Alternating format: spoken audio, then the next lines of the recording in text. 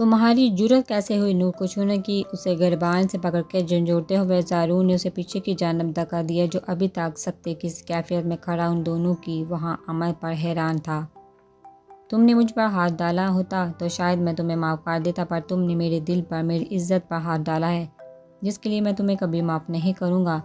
پر تمہیں سزا دینے سے پہلے میں یہ بات ضرور جاننا چاہوں گا کہ تم نے یہ سب کیوں کیا۔ دوبارہ سے اس کا گریبان پکڑتے زارون نے اپنے جبڑے کو مضبوطی سے باندھ کرتے گن نکال کر اس کے سر پر رکھی، جو ابھی بھی پھٹی ہوئی آنکھوں سے اسے دیکھ رہا تھا۔ بولو، کیوں تم اس حد تک گر گئے کہ تم نے دوستی جیسے پاکیزہ رشتے کو یوں اپنی ہوس کی نظر چڑھاتے مجھ سے اتنی بڑی غداری کی؟ کیا کمی تھی میری دوستی میں جو تم اس حد تک جانے پر مجبور ہو گئے؟ کیا گناہ کیا تھا میں نے جس کی تم نے مجھے اتنی بڑی سزا دی؟ بولو آلیان، میں تمہارے جواب کا منتظر ہوں، اس سے پہلے میرا دل پھٹ جائے۔ بولو، کیوں کیا تم نے ایسا؟ آنکھوں میں نمی لیے زارون نے ایک دکھ بھری نظر اپنے جان سے پیارے دوست پر ڈالی، جس کے لیے ان 10 سالوں میں اس نے کیا کچھ نہیں کیا تھا۔ زارون پلیز میری بات سنو، مجھے نہیں پتا تھا کہ بھابھی ایسا کیوں کہہ رہی ہیں، پر میں نے یہ سب ان کے کہنے پر کیا۔ عالیہ نے بڑی چالاکی کے ساتھ سارا الزام نور پر ڈالا، جو اب رونا بھول کے آنکھوں میں حیرت لیے اٹھی۔ میں تو کب سے ان کو سمجھا رہا تھا، پر ان کی بس ایک ہی رٹ لگی تھی کہ تم سے بدلہ لینا ہے۔ انہوں نے ہی مجھے مجبور کیا کہ میں ان کا ساتھ دوں۔ یہ بار بار مجھے دھمکیاں دے رہی تھی کہ اس سے پہلے کہ وہ مزید کچھ بولتا، نور نے ایک زوردار تھپڑ اس کے گال پر جڑا۔ بے شرم جھوٹے انسان، اتنا کچھ کرنے کے بعد بھی تمہیں سکون نہیں ملا؟ شرمندہ ہونے کے بجائے تم الٹا مجھ پر الزام لگا رہے ہو۔ ٹھیک ہے، اگر یہ سب میں نے کیا تو ثبوت دکھاؤ مجھے۔ آنکھوں میں انتقام کی آگ لیے نور نے ایک اور تھپڑ اس کے منہ پر مارا تو زارون نے آگے بڑھتے اسے اپنے حصار میں لیا، جو غصے سے پاگل ہو رہی تھی۔ زارون، اس دن مجھے زخم دینے والا یہی شخص تھا، اسی نے تمہارے گھر میں گھس کر مجھے اتنی تکلیف دی تھی، پر اس وقت چہرے پر ماسک پہنتے یہ اپنی گھناؤنی کرتوتوں کے ساتھ اپنی شکل بھی چھپائے ہوئے تھا۔ تبھی میں اسے پہچان نہیں پائی، پر آج میں اسے پہچان گئی۔ اس نے تمہارے ساتھ ساتھ مجھ سے بھی گیم کھیلا، 4 سال، پورے 4 سال اس نے مجھے اپنی دوستی کے شکنجے میں پھنسائے رکھا، RJ زین کے نام سے۔ اس نے میرا اعتبار جیتا اور میں پاگل اپنے گھر کے ماحول اور ہر وقت کی لعنتان سے تنگ اس شخص پر یقین کر بیٹھی، اسے اپنے تمام دکھ شیئر کرنے لگی، کیونکہ اس وقت میرے گھر والوں نے مجھے اکیلا کر دیا تھا۔ میرے ابو جنہوں نے آج تک مجھے قبول نہیں کیا، بچپن سے لے کر آج تک اس بات کا تانا دیا کہ میں اپنی ماں کو نگل گئی۔ میرے پھپھو، میرے بھائی، کسی نے بھی تو آج تک میرا مان نہیں رکھا تھا، تو ان سب سے ہٹ کر مجھے اس شخص سے اپنائیت ملی تو میں اس کی جانب کھینچی چلی گئی، اس سوچے اور جانے بغیر کہ یہ کون ہے، کیسا ہے۔ میں تو کبھی بھی اسے نہیں دیکھا تھا، مجھے تو خود آج پتہ چلا کہ یہ شخص کوئی اور نہیں بلکہ تمہارا دوست ہے جس پر میں نے اعتبار کیا۔ مجھے لگا تھا یہ شخص مجھے کبھی بھی تکلیف نہیں دے گا، پر میں غلط تھی۔ اس نے آج مجھے اس مقام پر کھڑا کر دیا ہے کہ میں زندگی میں چاہ کر بھی کبھی خود کو معاف نہیں کر سکتی۔ آلیان کے بتانے سے پہلے ہی نور نے سب کچھ اپنی زبان سے زارون کو بتایا، جو اس انکشاف پر بس حیرت زدہ سا کھڑا نور کے چہرے کو تکتا رہ گیا، جو اب چہرہ اپنے دونوں ہاتھوں میں چھپائے رونے لگی تھی۔ زارون، یہ جھوٹ بول رہی ہے، میں نے اس سے کبھی بات نہیں کی، یہ مجھ پر الزام ہے، مجھے پھنسانے کی سازش ہے ہر طرف سے۔ اسے اپنے آپ کو گرتا دیکھ آلیان نے جلدی سے وضاحت دی، تو نور نے جہاں پوری آنکھیں کھولے حیرت سے اسے دیکھا، جو اس بات کے ذریعے آسانی سے اپنا راستہ صاف کر سکتا تھا، وہیں زارون نے اس کو ایک سائڈ پر کرتے اپنا رخ آلیان کی جانب کیا۔ اب جھوٹ بولنے کا کوئی فائدہ نہیں، کیونکہ جو نور نے بات کی اس کے بعد اب تم بھی جان گئے ہوگے کہ اب تمہاری کوئی بھی وضاحت کام نہیں آئے گی۔ نور کی بات سننے کے بعد زارون کا اس حد تک اطمینان، جہاں نور کو کسی غیر معمولی بات کا احساس دلا رہا تھا۔ وہیں احمد نے بھی اسے حیرت سے دیکھا، جو نور کے منہ سے اتنا بڑا انکشاف سن کے بھی آلیان کے بجائے اس پر یقین کر رہا تھا۔ آلیان، بولو، کیوں کیا تم نے ایسا؟ ضبط سے اپنی مٹھی باندھ کر دے اس نے ایک بار پھر اس سے سوال کیا۔ تمہیں نہیں پتا کہ میں نے ایسا کیوں کیا؟ ایکچولی تمہیں پتا ہونا چاہیے تھا۔ یہ کہہ کر لگا تو اس نے زارون کے چہرے کو دیکھا، جو ضبط سے سرخ ہو رہا تھا۔ وہ کیا ہے نا کہ اگر زارون اپنی بے عزتی نہیں بھولتا تو آلیان کیسے بھول سکتا ہے؟ شرمندہ ہونے کے بجائے اس نے آنکھوں میں کرہتگی لیے اپنے اندر کا زہر باہر نکالا۔ اگر زارون کی عزت ہی نہ تو آلیان کی بھی تھی، پر زارون نے کیوں ہمیشہ اپنی عزت نفس کو بلند رکھتے ہر موقع پر آلیان کو ذلیل کیا؟ کیوں تم نے ہمیشہ مجھے سب کے سامنے نیچا دکھایا؟ کیوں ہمیشہ مجھے پس پشت پھینکنے میری محنت کریڈٹ ہو لیا؟ دیکھو ذرا میری بات سنو، بزنس کو چلانے میں کس کا ہاتھ تھا؟ میرا نا، میری محنت تھی اسے بلندی تک لے جانے میں، پر تم نے کیا کیا؟ تم نے مجھے اونچائی پر دیکھ کر یہ سوچتے ہوئے کہ میں تم سے آگے نہ نکل جاؤں، مجھے ایک معمولی سی پوسٹ پر اپنی کمپنی میں رکھ لیا اور روز مجھے اس بات کا تانا مارا کہ میں تمہارا دوست، بعد میں مینیجر پہلے ہوں۔ کیا میں نوکر تھا تمہارا؟ کیا میری کوئی محنت نہیں تھی جو تم نے مجھے اتنا گرا ہوا سمجھ کر ہر جگہ ذلیل کیا؟ اس دن ہسپتال میں تم نے سب لوگوں کے سامنے میرے گریبان پکڑا۔ کیا یہ تھی دوستی کہ تم جب چاہو کہیں بھی چاہو مجھے مارو، بے عزت کرو اور بعد میں یہ کہہ کر کہ میں تمہارا دوست ہوں سب بھول جاؤں؟ نہیں زارون نہیں، تم نے پچھلے 10 سالوں سے دوستی کی آڑ میں مجھے بہت بے عزت کر لیا اور میں نے بہت برداشت کر لیا۔ اب تمہاری باری تھی، تبھی میں نے تمہاری سب سے قیمتی چیز پر ہاتھ ڈالا، جو مان تھا نا تمہیں اپنی بیوی پہ کہ میں اس کا نام نہ لوں، اسے دیکھوں نہ، تو دیکھو میں نے اسے وہاں پہنچا دیا جہاں سے لے جانے کے بعد تم خود بھی اسے ہاتھ لگانے سے پہلے 100 بار سوچو گے۔ طوائف بن چکی ہے تمہاری بیوی، طوائف کہہ کر لگاتے عالیہ نے اپنے اندر کی جلن کو باہر نکالا، جو پچھلے 10 سال سے زارون کے رویے کی وجہ سے جلن سے نفرت اور پھر انتقام میں بدل چکی تھی۔ تم نے اتنے گھٹیا نکلو کہ میں نے کبھی سوچا نہیں تھا، اور اگر تمہیں اتنی ہی نفرت تھی تو تم مجھ سے بدل لیتے، میری جان لے لیتے۔ زارون علی تمہیں پھر بھی معاف کر دیتا، مگر عالیہ تم نے میری دوستی کو نہیں بلکہ میرے بھروسے، عزت، مان، یقین سب کو ہاتھ میں ملا دیا۔ گن سیدھی اس کی طرف کرتے زارون نے اس کو مزید کسی بات کا موقع دیے بغیر احمد کے پکڑنے سے پہلے ہی لگاتار 3 فائر کیے جو سیدھے اس کے سینے اور پیٹ میں لگے۔ زارون یہ کیا کیا تم نے؟ احمد نے اسے ہوش دلانا چاہا، جس کا دماغ عالیان کی اصلیت جانے کے بعد بالکل معاف ہو چکا تھا۔ ٹھیک کیا میں نے، ایسے لوگوں کا انجام ایسا ہی ہوتا ہے۔ قدم آگے بڑھاتے زارون نے اس کا سر اٹھاتے اپنی گود میں رکھا، جو خون میں لت پت پڑا اپنے کیے کی سزا بھگت چکا تھا۔ مجھ سے ایک بار کہتے کہ تمہیں میرا یہ سب کرنا برا لگتا ہے تو میں کبھی بھی تم سے ایسی بات نہ کرتا۔ میری جان، مجھ سے بولتے تو صحیح کہ تمہیں مینیجر نہیں بنا تو زارون کبھی تمہیں اس جگہ نہ بٹھاتا۔ مجھ سے سب بولتے پر یہ سب نہ کرتے جو تم نے کیا۔ انتقام لینا تھا مجھ سے لیتے۔ اس معصوم کا کیا قصور تھا جو پہلے ہی ساری زندگی بے قصور ہوتے ہوئے سزا بھگتتی آئی تھی؟ کیوں کیا تم نے ایسا عالیان؟ کیا میں اتنا برا تھا کہ تمہیں یہ سب کرنا پڑا؟ یار تو میری جان لے لیتا زارون، تجھے ہنسی خوشی معاف کر دیتا، پر میری عزت پہ ہاتھ نہ ڈالتا۔ جب تمہیں پتا تھا کہ زارون کی جان بچتی ہے تم میں، تو یہ سب کیوں کیا؟ میری نظر میں خود کو گرایا۔ کا چہرہ اپنی طرف کرتے زارون نے سوال کیا تو عالیہ نے بمشکل اپنی آنکھیں کھولی، جن میں درد کے ساتھ آنسو بھی تھی، پر کچھ بولنے سے پہلے ہی اس کی سانسیں اکھڑنے لگی تو زارون کی آنکھوں میں آنسو گرنے لگے۔ احمد پلیز کچھ کرو، پلیز، عالیہ کو کچھ نہیں ہونا چاہیے، زارون نے تڑپتے ہوئے احمد سے کہا، جو اس کے سینے پر دباؤ ڈال رہا تھا۔ پر برائی کا انجام ہمیشہ برا ہوتا ہے، اٹھو گھر چلو۔ کچھ منٹ کوشش کرنے کے بعد بھی جب عالیہ کی سانسیں بحال نہ ہوئی تو اس نے زارون سے کہا، جو ابھی تک اس کے چہرے کو دیکھ رہا تھا، مجھے کہیں نہیں جانا، مجھے اس کے پاس رہنے دو، یہ سب میری وجہ سے ہوا ہے۔ میں اپنے غصے کو قابو میں رکھتا تو آج عالیہ یہ سب نہ کرتا۔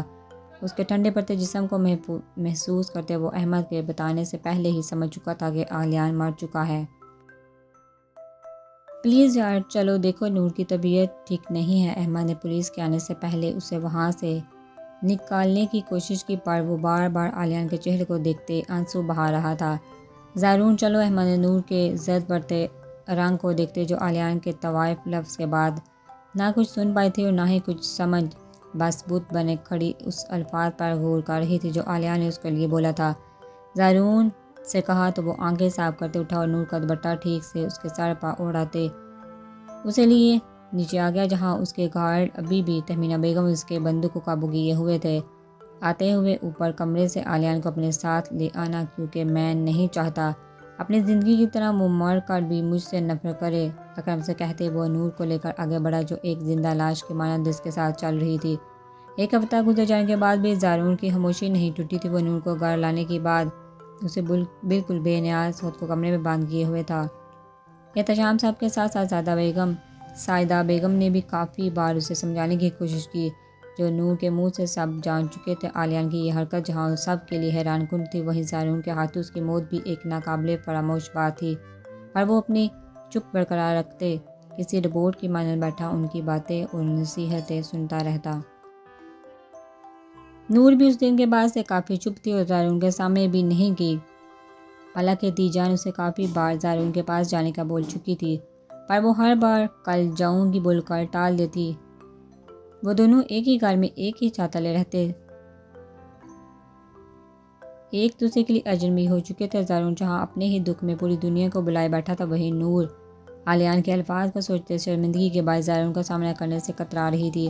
نور بیٹا ایسے کیوں بیٹھی ہو؟ طبیعت ٹھیک ہے نا؟ ساجدہ بیگم سکندر صاحب اور شہناز بیگم کو گاؤں کے لیے روانہ کرتے خود کمرے میں واپس آئیں تو انہوں نے نور کو چپ چاپ بیٹھے دیکھ کر پوچھا، جی ٹھیک ہوں میں، بس ویسے ہی بیٹھی تھی۔ سر ان کی گود میں رکھتے وہ بیڈ پر لیٹ گئی۔ نور میری جان، اب تمہیں زارون کے پاس اپنے کمرے میں چلے جانا چاہیے، کیونکہ اس وقت اسے کسی اپنے کی ضرورت ہے جس کے کندھے پر سر رکھ کر وہ اپنے دل کا بوجھ ہلکا کر سکے، اور میں جانتی ہوں وہ میرے یا احتشام کے سامنے ایک آنسو نہیں بہائے گا، پر تمہارے سامنے وہ سب بول دے گا، اس لیے اب زیادہ دیر مت کرو، اس کے پاس جاؤ، کیونکہ اس بار پہل تمہیں ہی کرنی پڑے گی۔ ساجدہ بیگم نے اس کے بالوں میں انگلیاں چلاتے بہت نرمی سے اپنی بات سمجھائی۔ دی جان، مجھ میں حوصلہ نہیں ہے زارون کا سامنا کرنے کا۔ سر اٹھاتے اس نے ساجدہ بیگم کا ہاتھ اپنے سرد ہوتے ہاتھوں میں لیتے نظر جھکائے ٹوٹے پھوٹے سے لہجے میں اپنی بات مکمل کی۔ کیوں حوصلہ نہیں؟ دیکھو نور، عورت کے سب سے بڑی طاقت یہی ہے کہ وہ اپنے شوہر کو اس وقت سنبھالے جب وہ ٹوٹا ہوا ہو، اور زارون اس وقت جس حال میں تمہارے علاوہ اسے کوئی نہیں سنبھال سکتا۔ پر دی جان، وہ مجھے جہاں سے لے کر آیا ہے مجھے نہیں لگتا ہے وہ اب میری شکل بھی دیکھنا چاہے گا۔ ساجدہ بیگم کی بات مکمل ہونے سے پہلے نور نے اپنا خدشہ ظاہر کیا، اور مجھے لگتا ہے وہ تمہارا ہی انتظار کر رہا ہے کہ تم اس کے پاس آؤ تو وہ اپنے اندر کے درد اور تکلیف تم سے بیان کر سکے۔ اس لیے اپنے دل اور دماغ میں شیطان کے ڈالے وسوسوں کو جگہ مت دو اور اٹھو، جاؤ اس کے پاس، سنبھالو اس کو اور جا کر دیکھو اس نے ایک ہی ہفتے میں اپنی کیا حالت بنا لی ہے۔ آنکھوں میں نمی لیے دی جان نے اس بار اپنے لہجے کو سخت کرتے نور سے کہا، جو ان کی بات سنتے ہی اسباب میں سر ہلاتی اٹھی، مگر کمرے سے نکلتے ہی ہزار حدسوں نے اس کے دل میں سر اٹھایا، جسے دبانے کی کوشش میں آنسو بے آواز ہی بند توڑنے لگے۔ نہیں، میں نہیں جا سکتی، مجھے پتہ ہے زارون مجھے اب کبھی قبول نہیں کرے گا۔ دروازے پر ہاتھ رکھتے وہ ایک بار پھر اپنے ارادے میں ڈگمگائی، پر دی جان کی بات یاد آتے ہی اس نے ہاتھ کی پشت سے آنسوؤں کو رگڑتے اور ہمت کر کے دروازے پر دستک دیتے اندر داخل ہوئی۔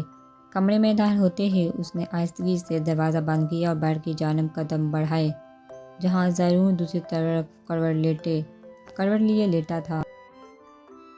زارون اس کے قریب جاتے نور نے بے آواز اسے پکارا، جو آنکھیں بند کیے لیٹا تھا۔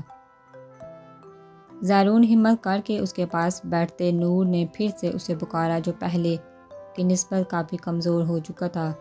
کیوں آئی ہو تم یہاں؟ اس کی آواز سنتے ہی زارون نے آنکھیں کھولتے بڑکتے ہوئے کہا، وہ دی جان نے۔ نور نے کچھ بولنا چاہا مگر الفاظ اس کا ساتھ چھوڑ چکے تھے۔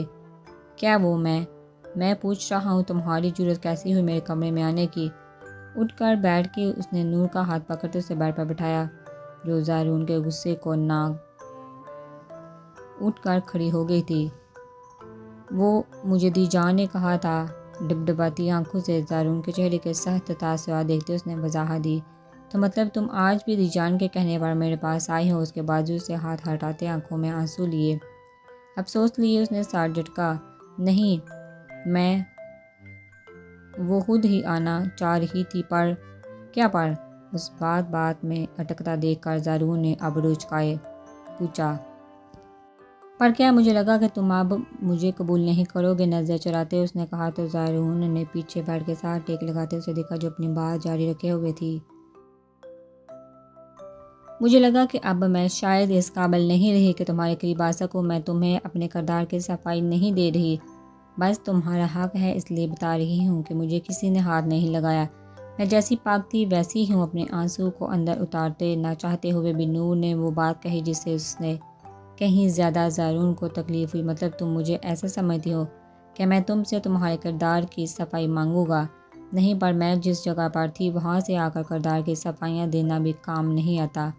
اس کا سوال سنتے نور نے نظریں اٹھائی، اسے دیکھا جو اب سینے پر ہاتھ باندھے پوری طرح اس کی جانب متوجہ تھا۔ ٹھیک ہے، جب تمہیں سب پتہ ہے تو مجھے پھر صفائیاں دینے کا فائدہ؟ جب تم سب جانتی ہو کہ میں تمہیں قبول نہیں کروں گا تو کیوں آئی ہو میرے پاس؟ اس کا چہرہ اپنے چہرے کے قریب کرتے زارون نے اس کی آنکھوں میں جھانکتے ہوئے کہا، بس یہ کہنے کے بے شک تم مجھے کبھی مت اپنانا، پر پلیز اپنا نام میرے نام سے الگ مت کرنا، کیونکہ میرا تمہارے سوا کوئی نہیں۔ اس کے سینے پر عین دل کے مقام پر ہاتھ رکھتے نور نے آنکھوں میں بسی لیے کہا تو زارون نے اس کا ہاتھ ہٹاتے اپنے آپ سے دور کیا۔ دوبارہ میرے کمرے میں مت آنا۔ بیڈ سے اٹھتے ٹیرس کے دروازے کے پاس کھڑے ہوتے زارون نے کہا تو نور نے بے یقینی سے اس کی پشت کو دیکھا جو اب پوری زندگی کے لیے اس سے منہ موڑ چکا تھا۔ ٹھیک ہے، نہیں آؤں گی، میں دی جان کے ساتھ گاؤں چلی جاؤں گی، تم جہاں اپنی زندگی کسی کے بھی ساتھ گزار سکتے ہو۔ نور تم سے کبھی کوئی شکایت یا شکوہ نہیں کرے گی۔ اپنی بات مکمل کرتے وہ بے جان سے قدم اٹھاتے کمرے سے باہر نکل کی تو زارون نے پلٹ کر دروازے کو دیکھا جہاں سے ابھی وہ دشمن جان اپنا فیصلہ سنا کے جا چکی تھی۔ سائدہ بیگم کے منع کرنے اور سمجھانے کے باوجود بھی نور نے ہار نہیں مانی اور ان کے ساتھ گاؤں جانے پر بضد رہی۔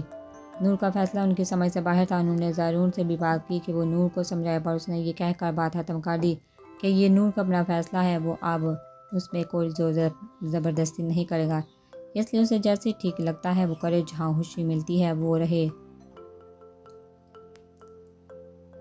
ان دونوں کی باتیں سائدہ بیگم کی سمجھ سے باہر تھی، تبھی انہوں نے بھی نور کے فیصلے پر حامی بڑی اسے ساتھ لیے گاؤں آگے، جہاں احتشام صاحب اور شہناز بیگم جہاں نور کے آنے پر خوش تھے وہیں زارون کے نہ آنے پر خفا بھی، تبھی شہناز بیگم نے اسے فون کرتے ڈانٹا کہ اس نے نور کو اکیلے گاؤں بھیج دیا، وہ اپنی خوشی سے آئی ہے اور میں بھی آنا چاہتا تھا، پر امی مجھے یہاں ہزار کام ہے، پچھلے 2 ہفتوں سے میں نے اپنے بزنس کو نہیں دیکھا، بس اسے دیکھوں گا اور کچھ ضروری کام ہے وہ ختم کرتے ہی گاؤں آ جاؤں گا، آپ پریشان نہ ہوں۔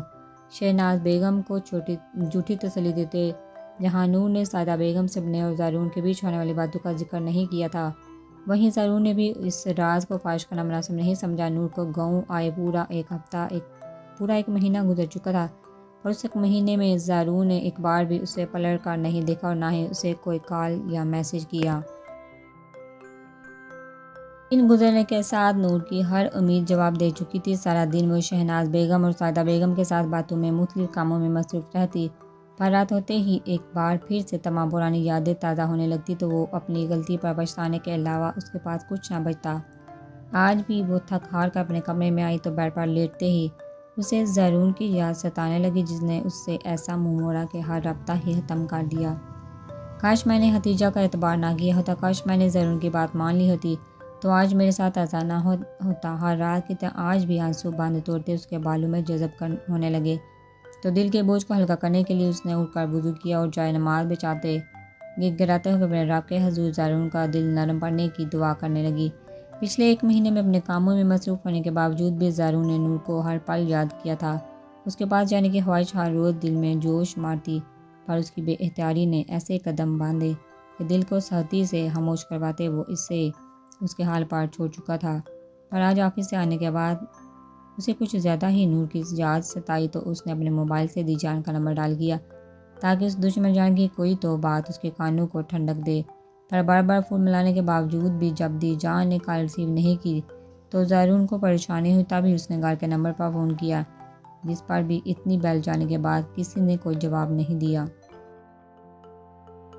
مجھے پتا ہے یہ سب مجھے حویلی بلانے کی سازش ہے، پر میں بھی کسی کی بہکاوے میں نہیں آنے والا۔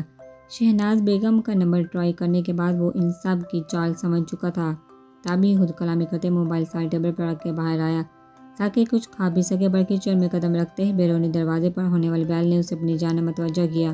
اف، یہ کون آ گیا؟ اس وقت واپس پلٹتے اس نے جھنجھلاتے ہوئے سوچا اور کچن سے باہر آتے دروازے کی جانب بڑھا تو پرنسس پہلے ہی دروازے کے پاس کھڑی تھی۔ کون؟